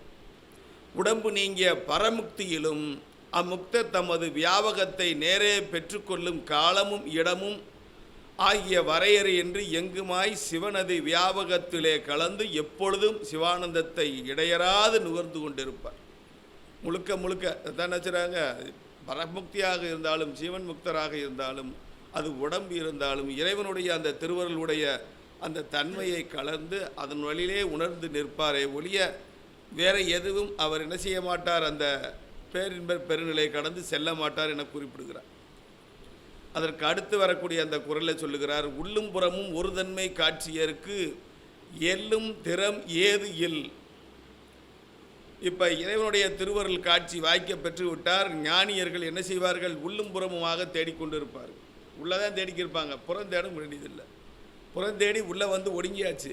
அப்போ உள்ளே தேடி நிற்கக்கூடிய இந்த நிலையிலே அவர்கள் என்ன செய்வார்கள்னா, அவர்களுக்கு விருப்பு வெறுப்பு இருக்காது, எதன் மீதும் விருப்பு வெறுப்பு இருக்காது, எதன் மீதும் இச்சை இருக்காது, எதன் மீதும் ஆசை இருக்காது, எதன் மீது வேறுபாடு இருக்காது, எல்லாம் ஒரே தன்மைத்து. அப்படி எல்லாம் ஒரே தன்மைத்தாக இருக்கின்ற போது அவர்கள் எதையும் இகழவும் மாட்டார்கள், பாராட்டவும் மாட்டார்கள். அதான் எல்லும் திறம் ஏதும் இல்லை. ஆக ஒரு தன்மை காட்சியருக்கு எல்லாவற்றையும் ஒன்றாக பார்க்கின்ற போது, எல்லாவற்றையும் ஒரே தன்மையாக பார்க்கக்கூடிய நிலை வந்து விட்டால் அவர்களுக்கு விருப்பு வெறுப்பு என்பது கிடையாது. இது எனக்கு வேண்டியது, இது எனக்கு வேண்டாதது என்று நினைக்க மாட்டார்கள். எல்லாவற்றையும் இணைய காணக்கூடிய அத்துணையையும் சிவமாகவே காணுதல், காணக்கூடிய எல்லாமே சிவமாக காணுகின்ற போது அவருக்கு அதிலே விருப்பு வெறுப்பு என்பது இருக்காது. அவ்வாறு விருப்பு வெறுப்பு கடந்த நிலையை பெற்றுவிட்ட நிலையிலே அவர்கள் என்ன செய்ய மாட்டார்கள், அவர்கள் மேல் கீழ் சொல்வதற்கான சாத்தியக்கூறு இல்லை. ஆக இந்த உள்ளும்புறமுமாக இருக்கக்கூடிய நிலையிலே பேரின்ப பெருநிலையில் இருக்கக்கூடியவர்கள் ஒரு தன்மை காட்சியாக இருக்குது. இப்போ இதில் ஒரு பாட்டு சொல்கிறாரு, தாய்மானவருடைய பாடல் ஒன்று சொல்லியிருக்கிறார். இப்போ தாய்மானவர் காலையில் இருந்துச்சு பூ பறிக்க போகிறாரு. அப்படி பூ பறிக்க போகின்ற போது அவர் பூவை நந்திவட்டான் பூவை பறிக்கின்ற போது அந்த பனி தண்ணிக்கு தகர்ந்து அதனுடைய அந்த மலரில் இறைவன் இருக்கதாக நினைக்கிறார். அப்போ மலரில் இறைவன் இருக்கதாக நினச்ச மாதத்துலேயே அவர் ஒரு பரவச நிலைக்கு வந்துடுறார். அப்போ பரவச நிலைக்கு வந்துட்டு அந்த மலரை பிடுங்காமல் என்ன செய்கிறாரு, மனதில் இறைவனை நினைக்கிறார். இப்போ ஏற்கனவே உள்ளே இறைவன் இருக்கிறான், வெளியிலே பார்க்கும்போது அந்த மலரிலும் இறைவன் தெரிகிறான். அப்போ இந்த உள்ளும் புறமும் இப்போ இந்த ரெண்டையும் ஒரே நேரத்தில் பார்க்கக்கூடிய ஒரே காட்சி தன்மையும் அப்படி காணுகின்ற போது ஐயோ இறைவன் இங்கே இருக்கிறானே உள்ளே இருக்கிறானே ரெண்டும் இல்லாமல் ஒரே தன்மை. அப்படி ஒரே தன்மையை பெற்றுவிட்டால் என்ன செய்யாது, வேறுபாடு வராது, காழ்ப்புணர்ச்சி வராது, விருப்பு வெறுப்பு வராது. அது சொல்றார் பாருங்க, அப்பனிமலரிடையே இருக்கும் இறைவனை அவர் அகமலர் கண்டார். பனிமலரில் இருக்கும் இறைவனை வழிபட கை குவியும் போது அந்த கும்பிடு குவிந்த கைக்குள் பின்னே அகமலரில் இருக்கும் இறைவனுக்கு செய்யும் கும்பிடும் ஆகாது. இப்போ அதை கும்பிட நினைக்கிறாரா, இங்கே இருக்கிறத கும்பிட நினைக்கிறாரா? இப்போ உள்ளேயும் இறைவன் நினைக்கிறாரு, மலர்லையும் பார்க்குறாரு. அப்போ கையெடுத்து கும்பிடும்போது அதை கும்பிட்றாரா, இதை கும்பிட்றாரு? அதுக்கு அவர் கீழே விளக்கம் சொல்றாரு பாருங்களேன். உள்ளும் புறமும் உள்ள ஈசனை ஒரே நேரத்தில் கும்பிட்டால் அல்லவா அது முழு கும்பிட ஆகும். இப்போ நீங்கள் இங்கே இறைவன் நினச்சி இதை நீங்கள் கும்பிட ஆரம்பிச்சிட்டிங்கன்னா உள்ளே நீங்கள் நினச்சிக்கிட்டு இருக்கக்கூடிய இறைவன் வேறுபட்டு போய்விடுவான் அல்லவா? அப்போ அகத்திலும் புறத்திலும் இருக்கக்கூடிய கும்பிட ஒரு சேர நீங்கள் கும்பிட பழகிட்டிங்கன்னா தான் இந்த உள்ளும் புறமும் சிவத்தை காணக்கூடிய நிலை காண முடியும். அதான் இந்த தாய்மானவர் தான் ஐயா ஆனந்தராஜ் ஒரு விளக்கம் இந்த இதை எடுத்து கொடுத்துருக்காரு. நீ ஒன்று இறைவனை பார்த்துட்டீங்கன்னா உள்ளும் புறமும் ஒன்றாக இருக்கணும். வெளியில் இருக்கிறது கும்பிட்டீங்கன்னா உள்ளே இருக்கிறது நினைக்க மறந்துவில்லை. அப்போ உள்ளே இருக்கிறது சிவம், வெளியில் இருக்கிறது சிவம், ரெண்டையும் ஒன்றா காணக்கூடிய நிலை வரும்போது தான் அது பரவச பேரின்ப பெருநிலையாக இருக்கும். அதான் சொல்கிறார் பாருங்க, உள்ளும் புறமும் உள்ள ஈசனை ஒரே நேரத்தில் கும்பிட்டால் அல்லவா அது முழு கும்பிடாகும். அகமலரில் உள்ள ஈசனை கும்பிடாமல் புறமலரில் உள்ள ஈசனை மட்டும் கும்பிட்டால் அது அரை கும்பிடு. இதனை எண்ணி நாணமுற்றார் தாய்மானவர். இப்போ ஞானியருக்கே இந்த நிலை வந்துடுது. உள்ளும் புறமுமாக நம்ம நினச்சிக்கிட்டு இருக்கும்போது ஐயோ மலரில் கண்டுட்டேமே நினைக்கும் போது அப்போ அகத்தில் மறந்துடுறோமா அப்படின்னு அவங்களே ஒரு அச்சப்பட்டு அதுக்கு என்ன செய்கிறாரு, அதற்கு விடை சொல்லுகிறார். ஆக இதில் என்னன்னு கேட்டிங்கன்னா இந்த வேறுபாடு காணக்கூடிய தன்மை இல்லை. எல்லும் திறம் இல்லை என்று சொல்றதுன்னா இதில் வேறுபாடு இல்லாமல் சொல்றது. எப்பொருள் எத்தன்மை தாயினும் அப்பொருள் மெய்ப்பொருள் காண்பது அறிவது. அப்போ இந்த உண்மையான மெய்ப்பொருளாக இருக்கக்கூடிய இறைவனை கண்டதுக்கு பின்பு நமக்கு என்ன இல்லை, உள்ளும் புறமுமான அந்த வேறுபாடு இல்லை. உள்ளே இருக்கக்கூடிய இறைவனும் அவன்தான், வெளியே இருக்கக்கூடிய இறைவனும் அவன்தான், எல்லாமே அவன் என்ற அந்த நிலை பெறுகின்ற போது தான் நமக்கு வெளியே கும்பிடுறது உள்ளே கும்பிட்றது ஒன்றா இருக்கும். நம்ம வெளியே கும்பிட்றதுக்கு முக்கியத்துவம் கொடுத்துட்டு உள்ளே கும்பிட்றதுக்கு முக்கியத்துவம் கொடுக்கறதில்ல. அணைந்தோர் தன்மையில் இருக்கக்கூடியவர்கள் உள்ளும் புறமுமாக என்ன செய்வார்கள், கும்பிட்டிருப்பாங்க. மெய் உணர்ந்தவர் உள்ளும் புறமும் ஒரு தன்மை காட்சியராம். மலம் நீங்காத நமக்கு நிலையற்ற பொய்ப்பொருளாகிய உலகப் பொருள்கள் புலப்படும். அப்புலப்பொருள்கள் கூட கலந்திருக்கக்கூடிய மெய்ப்பொருளாக இருக்கக்கூடிய சிவம் தோன்றுவதில்லை. இது முதல் நிலையில் இந்த எள்ளு திறம் இருக்குன்னு சொல்றாரு பாருங்க. ஒன்றை பற்றிய காழ்ப்புணர்ச்சி, இன்ப துன்ப நிலை, விருப்பு வெறுப்பு இதெல்லாம் இருந்துச்சுன்னா அது மலம் நீங்காத தன்மை. அதில் மூணு சீர் சொல்றாரு பாருங்க. எள்ளு திறம் ஏதும் இல்லை. இந்த எள்ளு திறம் ஆனால் ஏற்றத்தாழ்வு கருதக்கூடியது, வேறுபாடு கருதக்கூடியதுன்னு கேட்டிங்கன்னா நமக்கு இன்னும் மலம் நீங்கவில்லை என்று அர்த்தம். மலம் நீங்கிடுச்சுன்னா நமக்கு என்ன இல்லை, ஏற்றத்தாழ்வு இல்லை, விருப்பு வெறுப்பு இல்லை. இந்த விருப்பு வெறுப்பு இல்லை என்று சொன்னால் நமக்கு எல்லாமே சிவமாக தோன்றும். இந்த சிவனுக்குள்ளே என்னது, சிவத்தன்மை, சிவமாகிய ஞானம் பெற்றுவிட்டோம் என்ற தன்மை தோன்றும். அப்படி இல்லை என்று சொன்னால் நமக்கு என்ன தோன்றும், இந்த மலத்தினுடைய பழக்க வாசனையினால் உலக இன்பங்கள், உலகத்தன்மையின் மீது உள்ள விருப்பு வெறுப்பு தோன்றும். எப்போது நமக்கு விருப்பு வெறுப்பு தோன்றுதோ அப்போதே இன்னும் மலம் குறையாமல் இருக்கிறது என்ற அர்த்தம். அப்போ ஞானியருக்கு, சிவத்தன்மை பெற்றவருக்கு, பேரின்பம் பெற்றவருக்கு என்ன வராது, காழ்ப்புணர்ச்சி தோன்றாது. அடித்ததும் சரிதான், அடிக்காதும் சரிதான், கொடுத்ததும் சரிதான், கொடுக்காதும் சரிதான் அப்படின்ற ஒரு நிலை வர வேண்டும். அப்படி அதை நீங்கள் எனக்கு இந்த இதாக வேணும் அப்படின்னு நீங்கள் நினைக்க ஆரம்பிச்சிட்டிங்கன்னா அது இன்னும் என்ன போகாத தன்மை, ஆசை போகாத தன்மை. உங்களிடம் இருக்கக்கூடிய அந்த மலம் எனது நீங்காத ஒரு தன்மை. மலம் நீங்கிவிட்டால் நீங்கள் காண்பதை எல்லாமே சிவமாகவே காண்பீர்கள். சிவமாக காணுகின்ற போது உள்ளும் புறமும் அதுவாக தோன்றும். அவ்வாறு உள்ளும் புறமும் அதுவாக தோன்றுகின்ற போது உள்ளும் புறமும் ஒரு தன்மை காட்சியருக்கு. அதான் அணைந்தோம். உள்ளே என்ன நினைக்கிறதோ அதில் வெளியில் தோணும், வெளியில் என்ன இருக்கிறதோ அதான் உள்ளே இருக்கும். இந்த ரெண்டும் காணக்கூடிய அந்த தன்மை பெற்றுவிட்டார். அவருக்கு எல்லக்கூடிய திறம் ஏது இல். அவர் எதையும் என்ன செய்ய மாட்டார், ஏற்றத்தாழ்வு கருத மாட்டார், இன்பம் துன்பம் பார்க்க மாட்டார், விருப்பு வெறுப்பு பார்க்க மாட்டார். எல்லாமே ஒரே தன்மை, எல்லாமே சிவம். அந்த சிவமாகிய தன்மையை காணுகின்ற போது அதை நாம் பேரின்ப நிலை என்று சொல்லுகிறோம். அதுதான் தாய்மானவர் மலரை பார்க்கிறார், மலரிலே இறைவனை பார்க்கிறார், மனத்திலே பார்க்கிறார்.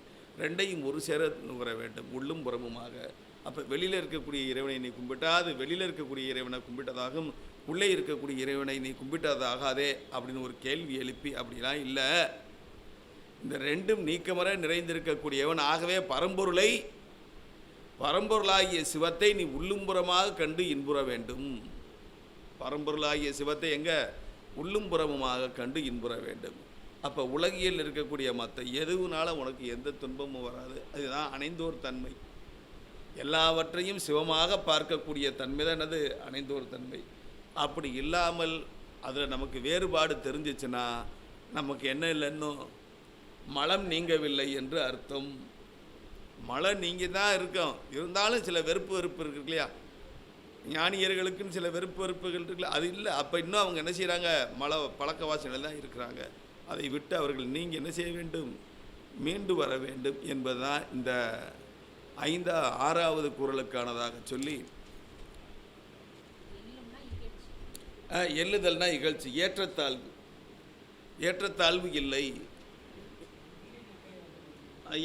எள்ளி நகையாடுன்றது நீங்கள் கேலின்னு இந்த இடத்துல எடுத்துக்கிற வேண்டியதில்லை. இப்போ எள்ளி நகையாடுதுன்னா இப்போ தம்பி கிளாஸ் அமைத்திருங்களேன் ராஜா. இப்போ கலைவாணர் 6வது 96வது பாடலுக்கான நிலை. அதற்கடுத்து 97 பார்த்தீங்கன்னா அது உரு தொழிலுக்கு தக்க பயன் உலகம் தத்தம் வரும் தொழிலுக்கு வாய்மை பயன். இங்கே 2 பயன் சொல்கிறார். இங்கே இந்த 2 பயன் என்று சொல்லுகின்ற போது உரு தொழிலுக்கு தக்க பயன் உலகம் தத்தம் வருதொழிலுக்கு வாய்மை பயன். இப்போ இந்த உலகத்தார்கள் செய்யக்கூடிய எல்லாமே எதுன்னு கேட்டிங்கன்னா பற்றோடு கூடியதாக இருக்கிறது. உலகத்தார் செய்யக்கூடியது எல்லாம் பற்றோடு இருக்கிறது. வரும் தொழிலுக்கு வாய்மை பயன். இன்னொரு நிலையில் பார்த்தீங்கன்னா இந்த தத்தம் வரும் தொழிலுக்கு வாய்மை பயன் என்று சொல்லக்கூடியது ஒரு 2 விதமாக நம்ம பார்க்கலாம். பற்றற்றவர் செய்யக்கூடிய தொழில் அவருடைய வாய்மைதான் பயன். இப்போ அரிபத்த நாயனார் இருக்கிறார். அவர் ஒரு சாதாரண ஆள், மீன் பிடிக்கிறார். மீன் பிடிக்கின்ற போது தனக்கு கிடைக்கக்கூடிய ஒரு மீனை அவர் இறைவனுக்காக விட்டுறணும் அப்படின்னு ஒரு பற்றற்ற நிலை இருக்கிறார். ஒரு மீன் கிடைச்சாலும் அதை விட்டுட்டு போயிடுறார். ஆனால் அதே நேரத்தில் ஒரு பெரிய தங்க மீன் கிடைக்கிது. தங்க மீன் கிடைச்ச உடனே அதையும் என்னது இது நமக்குரியதல்ல, இது சிவத்துக்குரியதுன்னு போட்டு போயிடுறார். அதான் வருதொழிலுடைய பயன் வாய்மை. ஆனால் அதே நேரத்தில் பாருங்கள், உருதொழிலாருக்கு தக்க பயன் உலகம். ஒரு பிறவி பயனை கருதி செய்யக்கூடியது, ஒரு பயன் கருதி செய்யக்கூடியது. அதான் உறுதொழில் என்று சொல்லக்கூடியது பயன் கருதி செய்தல். பற்றற்றவர் செய்யக்கூடியது பயனில்லாமல் செய்வது, பற்றுடையவர் செய்வது பயன் கருதி செய்வது. இப்போ மாபலி சக்கரவர்த்தி இருக்கிறார். மாபலி சக்கரவர்த்தி செய்யக்கூடியது பயன் கருதியது. தான தர்மம் எல்லாம் பண்ணுறார்ல, ஏன் தனக்கு என்ன கிடைக்க வேண்டும், இந்திர பதவி கிடைக்க வேண்டும் என்று செய்கிறார். உங்களுக்கு புரியுதா? இப்போ இங்கே இவர் என்ன சொல்கிறாருன்னு கேட்டிங்கன்னா, பற்றற்றவர் செய்யக்கூடிய செயல் அவருடைய வாய்மை தான் அதற்கு பயன். ஆனால் உறுதொழில் தக்கார் பயன் உலகம். அப்போ இந்த உறுதொழிலும் வருதொழில் இந்த 2ஐயும் வச்சுக்கிட்டு என்ன சொல்கிறாருன்னு கேட்டிங்கன்னா, உலகார் செய்யும் செயல் பற்றோடு இருக்கக்கூடியதாக இருக்கும். பற்றோடு செய்யக்கூடிய எல்லா செயலுக்கும் பயன் உண்டு. பற்றோடு இருக்கக்கூடிய எல்லா செயலுக்கும் பயன் உண்டு. இப்படியே நேராக வர்றோம். சைவ சித்தாந்த கிளாஸ் படித்தது மாதிரி ஆச்சு, சிதம்பரத்தில் சாமியை கும்பிட்டது மாதிரி ஆச்சு, மறுநாள் காலையில் தேரோட்டம் பார்த்தது மாதிரி ஆச்சு, இருக்கிறதுக்கு இருப்பும் ஆச்சு, உணவுக்கு உணவும் ஆச்சு, எல்லாம் ஆச்சு. அப்படி நினைக்கின்ற போது இது பற்றோடு கூடி வரக்கூடிய உலகத்தார் பயன். ஐயா சரிதானா?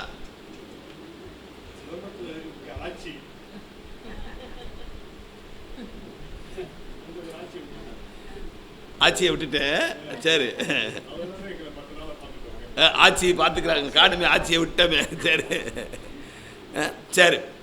இப்போ இந்த வருதொழிலாளருடைய செயல் என்னன்னு கேட்டிங்கன்னா, அவர் செய்யக்கூடிய அவங்கெல்லாம் பற்று இல்லாமல் உங்களுக்கு பணி செய்யக்கூடியவர்கள் ஆட்சி. இப்போ புரிஞ்சுக்கிட்டீங்களா?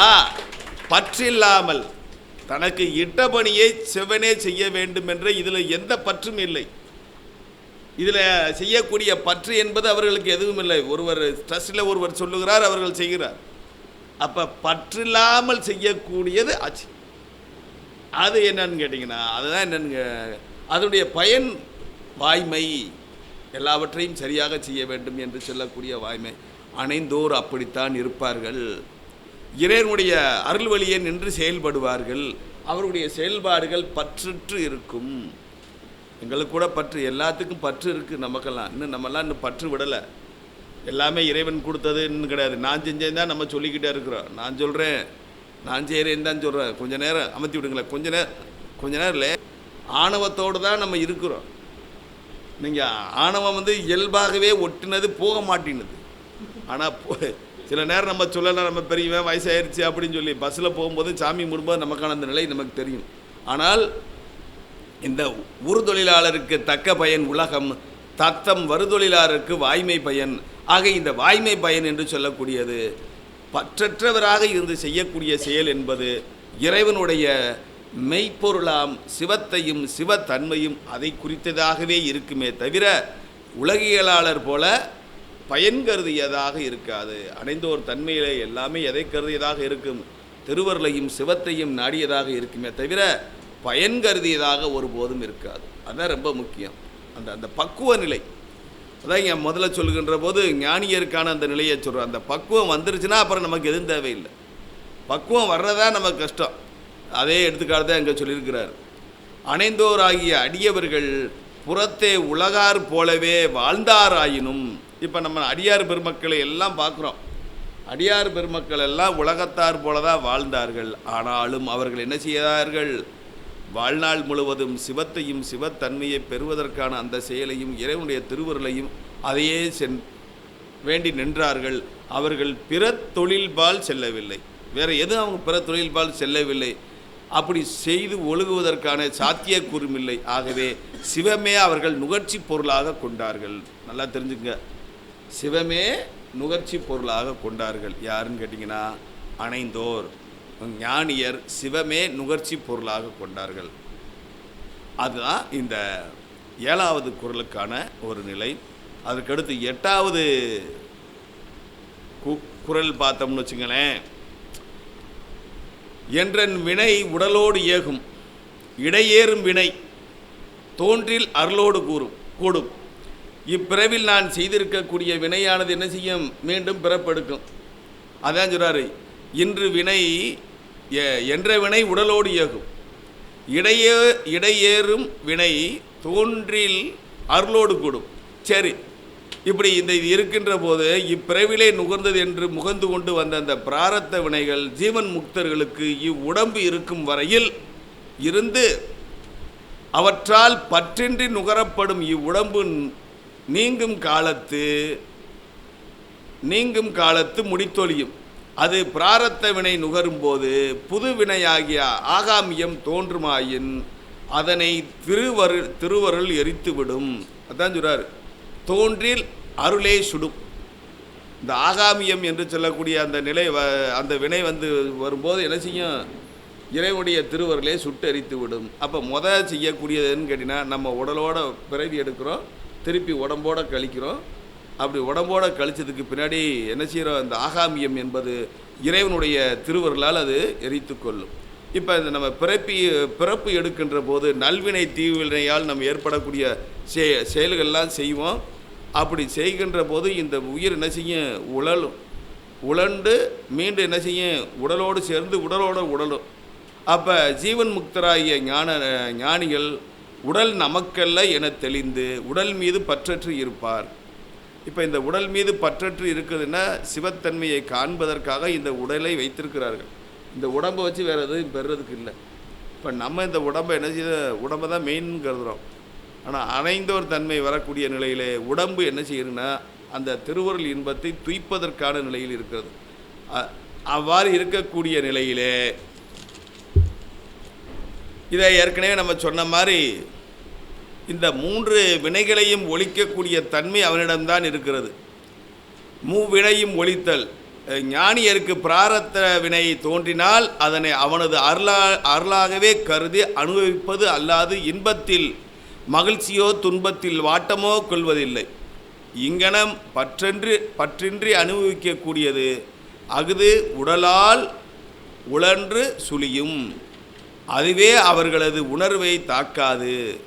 இப்போ இந்த பற்றற்றக்கூடிய நிலையில் இருக்கக்கூடியது அவங்களுடைய உடலை தாக்காது. உடலளவாய் ஒழித்தலால் ஆகாமியத்தை உண்டாக்காதது. எதுவாயினும் சோர்வு காரணமாக விருப்பு வெறுப்பு தோன்றி அது காரணமாக ஆகாமியம் தலையெடுக்கும் போது அருள் அதனை தானே சுடும். அப்போ இந்த அருள் என்ன செய்கிறது? இறைவனுடைய திருவருள் தானாக சுடுகிறது. ஆக இந்த மூவகை வினையுள் சஞ்சிதமாகிய கிடைவினை முழுவதும் முன்னே ஞானகுரு திருவருள்கள் தீர்க்கை பெறுகின்ற போது அவருடைய ஞான தீர்க்கையால் அது எரிக்கப்பட்டு ஒழித்துவிடும். ஆக சஞ்சிதம் நீங்கிய பின்பு பிராரத்தமும் ஆகாமியமும் உள்ளன. இவ்விரண்டு நிலை என்பதை இந்த நூற்பா சொன்னாலும் அப்போ வினையினால் உண்டாவதே பிறப்பு. ஜீவன் முக்தருக்கு மூவகை வினையும் தீர்ந்திருக்கின்ற காரணத்தினால் இவ்வுடம்பு நீங்கிய பின்பு வீடு பேற்றை போய் சேரும் என்பது இதனால் உணரலாம். இப்போ நம்ம என்ன செய்யறோம்? 3 இருக்குன்னு சொல்லிக்கிட்டே இருக்கிறோம். சஞ்சிதம் பிராரத்தம் ஆகாமியன்னு சொல்கிறோம். என்ற வினை உடலோடு ஏகும் இடையேறும் வினை தோன்றில் அருளோடு சுடும். அப்போ வினை நீங்கக்கூடிய இந்த முறைமை 3 என்ன செய்யுது? ஒன்று பிறப்பெடுக்குது, உடலால் உழலுது, மூன்றாவது என்னது இறைவனுடைய திருவருள் காட்சியால் அழிக்கப்படுகிறது. அப்போ இறைவனுடைய திருவருள் காட்சியாக அழிக்கப்பட்டு விட்டால் மீண்டும் அதற்கு என்ன இல்லை, எதுவுமே இல்லை. அப்போ 3 வினையுமே என்ன செய்து விடுகிறது, நீங்கி விடுகிறது. 3 வினையும் நீங்குவதற்கு எது துணை செய்கிறதுனா இறைவனுடைய திருவருள் காட்சி துணை செய்கிறது. இந்த 3ம் அழிந்து விட்டால் அவர் என்ன செய்கிறார், அணைந்தோர் தன்மை பெற்று விடுகிறார், சிவமான தன்மையை பெற்று விடுகிறார், ஜீவன் முக்தன் ஆகி விடுகிறார். இதுதான் இந்த 98வது குறளுக்கான விளக்கம். 99வது குறளில் வருகின்ற போது மும்மை தரும் வினைகள் மூலவாம், ஏற்கனவே இருக்கக்கூடிய இந்த முற்பிறவியிலே வரக்கூடிய வினை என்ன செய்ய வேண்டும், அழிந்து போக வேண்டும். மூதறிவாருக்கு அம்மை இம்மையாம், அம்மையும் இம்மையும் இம்மையே யாம். இப்போ இதுக்கு என்ன சொல்கிறாரு பார்த்தீங்கன்னா, இந்த அம்மை இம்மை மறுமை என்று சொல்லக்கூடிய 3ம், இம்மை என்பது இப்பிறவி, மறுமை என்பது அடுத்த பிறவி, உண்மை என்பது மேல் உலகம். இந்த இடத்துல அம்மை இம்மையாம் என்று சொல்லக்கூடிய இந்த நிலையிலே இம்மை என்பது ஜீவன் முக்தி நிலையை குறிக்கும். இம்மை என்பது ஜீவன் முக்தி நிலையை குறிக்கும்.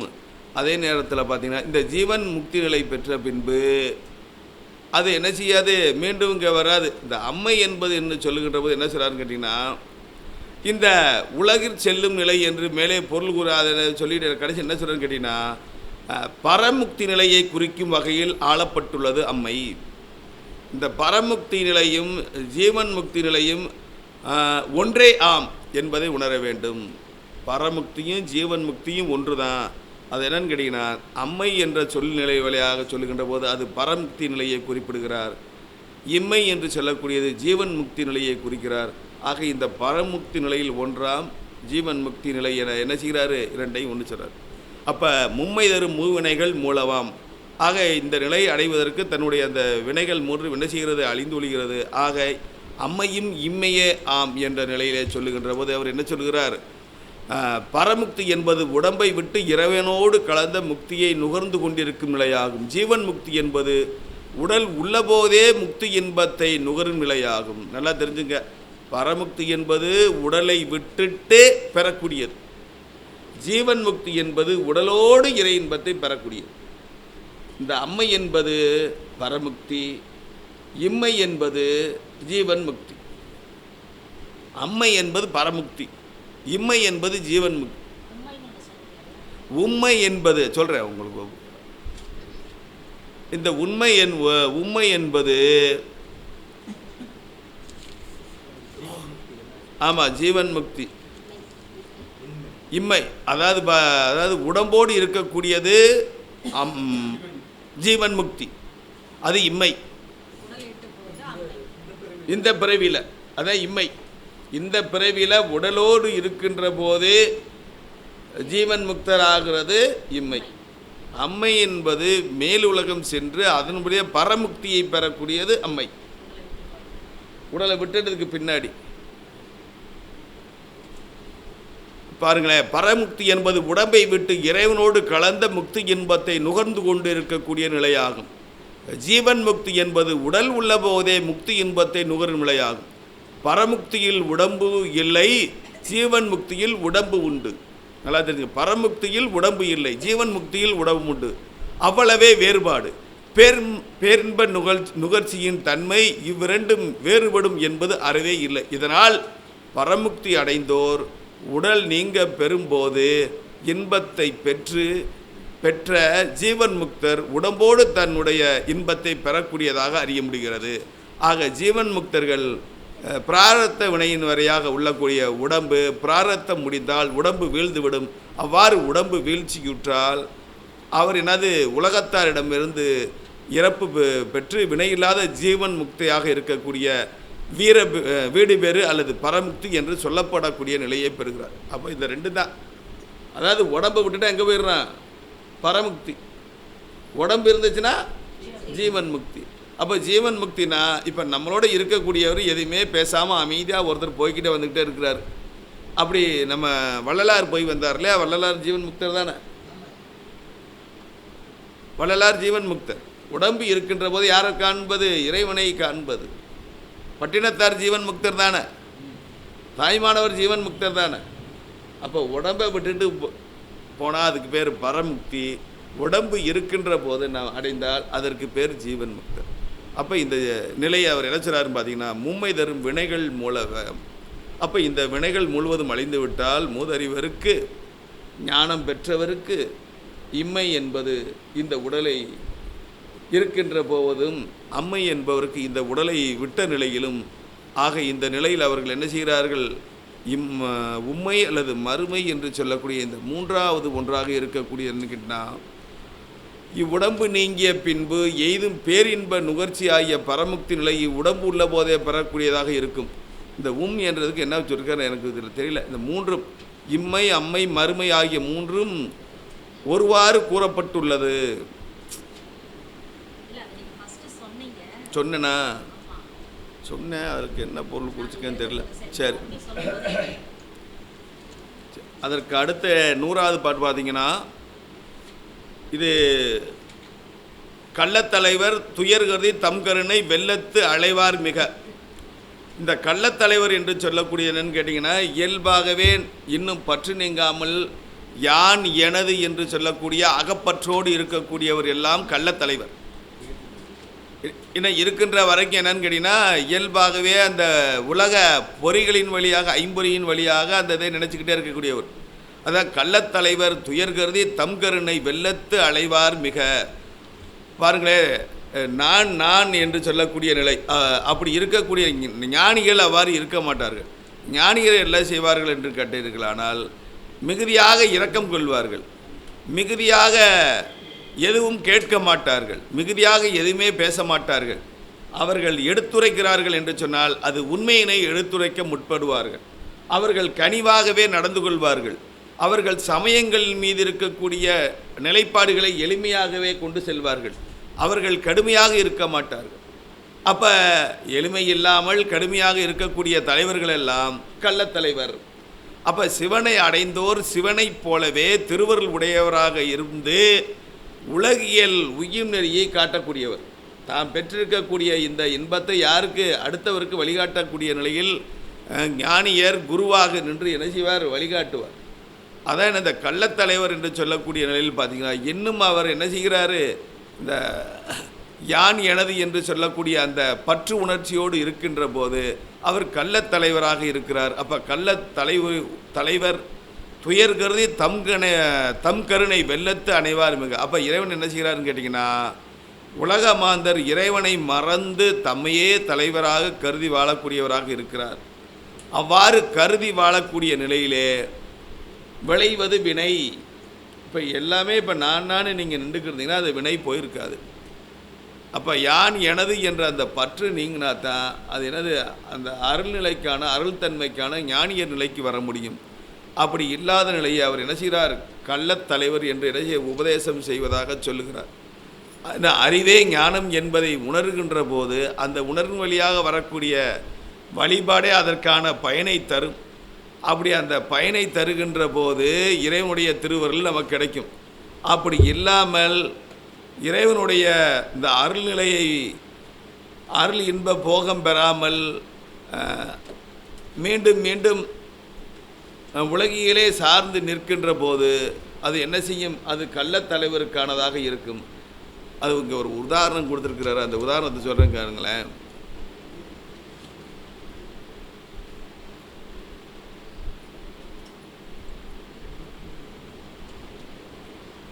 இப்போ ஒரு பெரிய மருத்துவர் இருக்கிறாரு.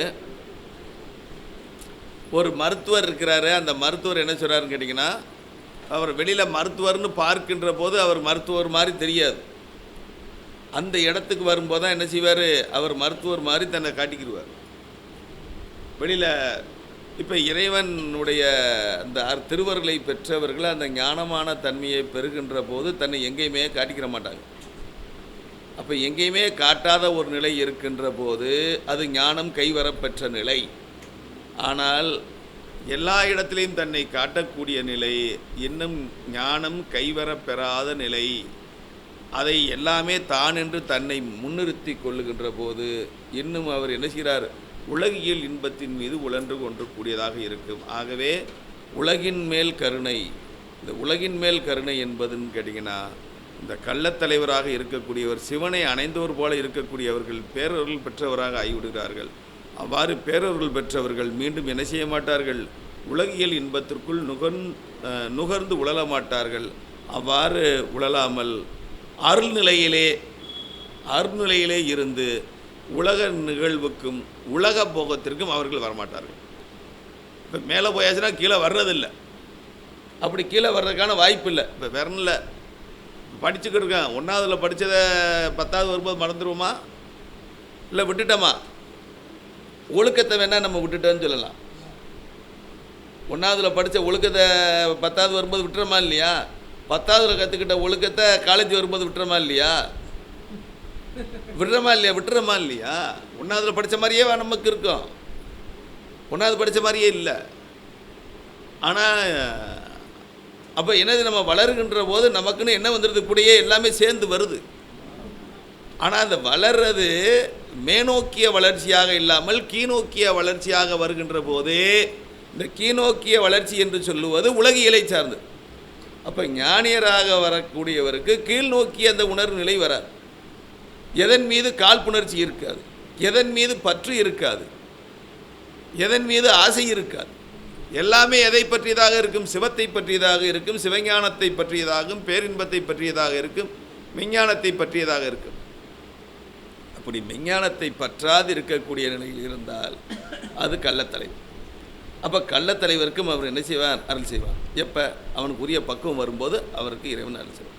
அப்போ இந்த பொறிகள் 5ஓடு இருக்கக்கூடிய நிலையில் நமக்கு இன்னும் நமக்கானது என்று நாம் இருக்கின்றோமானால் அந்த நிலையில் அவர் என்ன செய்வார்? அவர் அப்படி அழிந்து கொண்டே தான் இருப்பார்.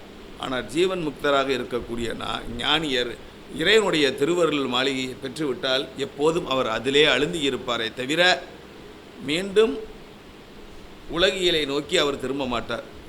அவ்வாறு உலகியலை நோக்கி திரும்புவதற்கு சாத்தியக்கூறுகள் இல்லை. அப்படி சாத்தியக்கூறுகள் இருந்தால் கருணை வெள்ளத்து அலைவார் மிக இறைவனுடைய திருவருள் அவரை என்ன செய்யும்? கரையேற்று. எப்படி மருத்துவர் வெளியில் இருக்கும்போது மருத்துவர் மாதிரி தெரியல, மருத்துவமனைக்கு வருகின்ற போது அவர் மருத்துவர் மாதிரி தெரிந்தாரோ அதை போல இறைவனுடைய திருவருள் காட்சி அவர்களை என்ன செய்யும்?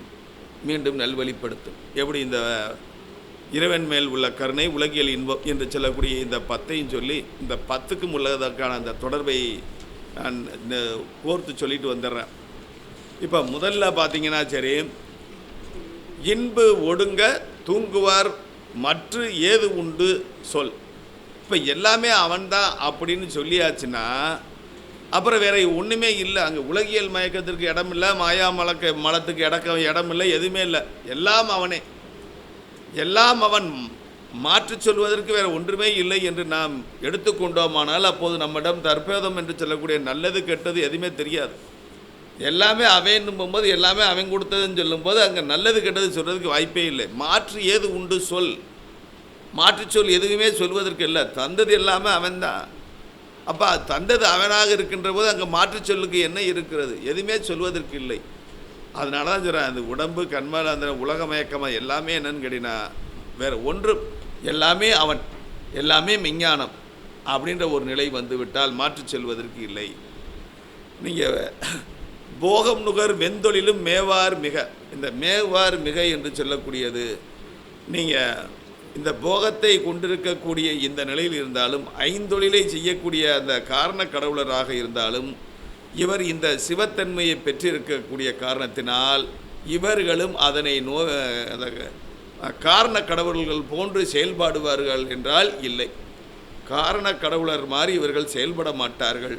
சிவத்தன்மை பெற்று சிவமாகிய தன்மையிலே இருப்பார்களே தவிர காரண தலைவர்கள் போல செயல்பட மாட்டார்கள்.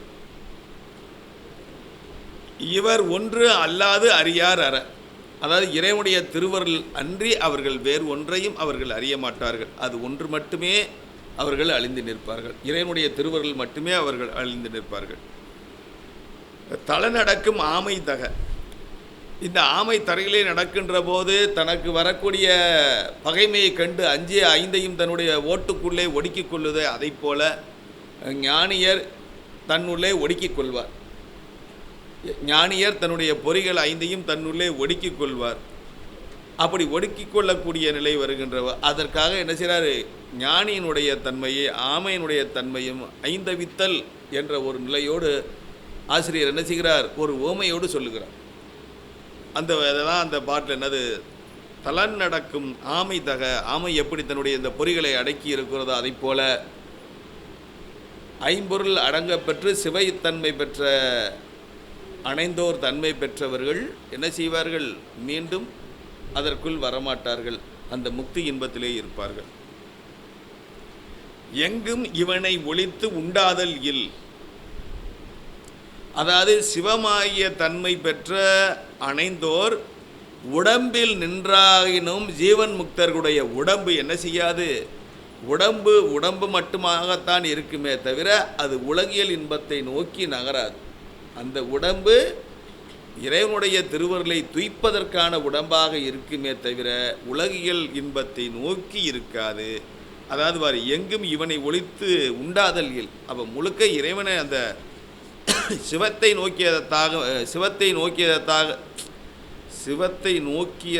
நோக்கியதாகத்தான் இருக்குமே தவிர உலகியல் நிலை நோக்கியதாக இருக்காது. அதை எல்லும் திறம் ஏதும் இல்லை. அதாவது இந்த சாதாரண ஆளாக இருக்கின்ற போது, மல பரிபாகம் நீங்காத போது, உடல் நிலையில் இருக்கின்ற போது இருக்கக்கூடிய ஏற்றத்தாழ்வுகளை நாம் இயல்பாக சொல்லுவோம். ஆனால் ஞானம் கைவர பெற்ற நிலையில் அணைந்தோர் தன்மையில் எந்த விதமான ஏற்றத்தாழ்வுகளும் எந்த விதமான வேறுபாடுகளும் உலகியல் இன்பங்களும் உலகியல் தன்மைகளும் நம்மை ஒன்றும் செய்யாது.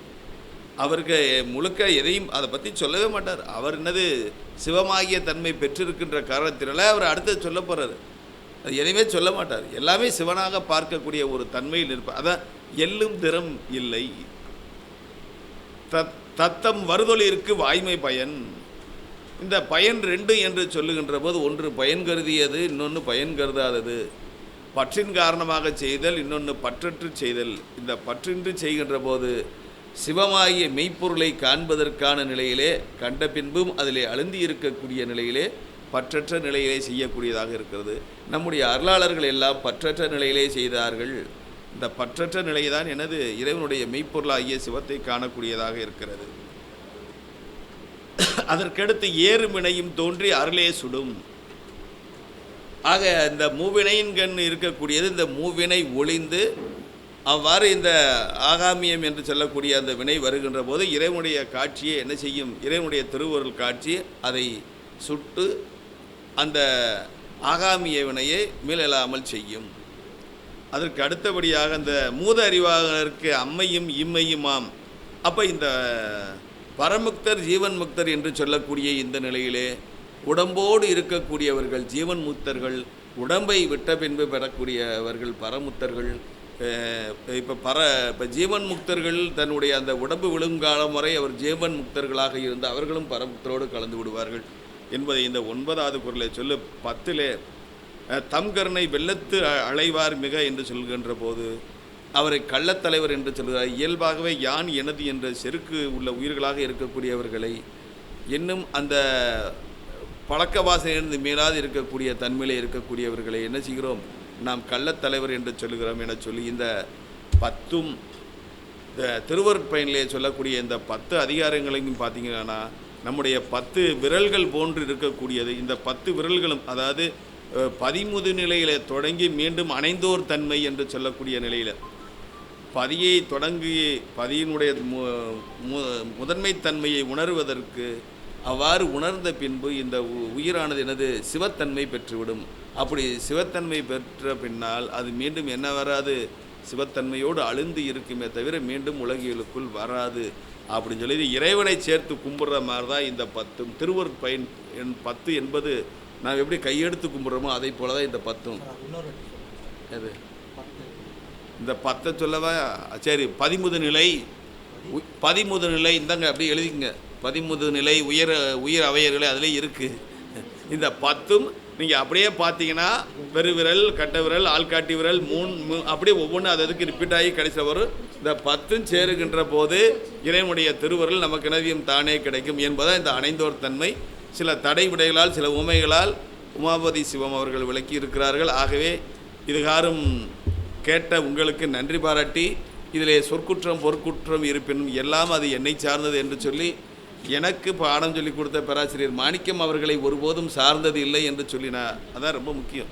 அமர்த்திட்டாரா வருத அமர்த்திடுங்க.